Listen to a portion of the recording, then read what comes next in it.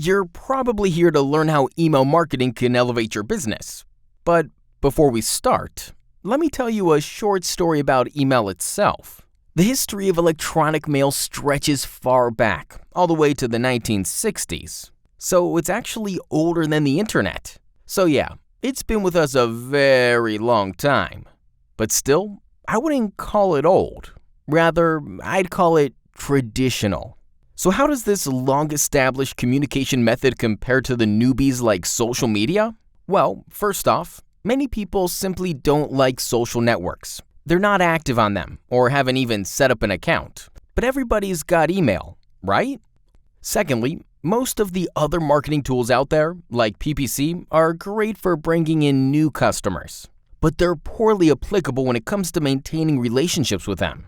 On the other hand, email marketing can be used for both. Let's see how. Imagine that a small gift, a discount, or let's say free shipping is offered to your prospect if he subscribes to your email newsletter. From there, you can send him the first email with the promised benefit, and boom, you got a new customer. But email marketing really excels at maintaining the relationship with your customer. The moment you have his email address, you can remind yourself anytime you need. Send him new products you sell. What's on sale for the week? What's trending? Moreover, you can send him tailor-made offers based on his preferences or prior purchases.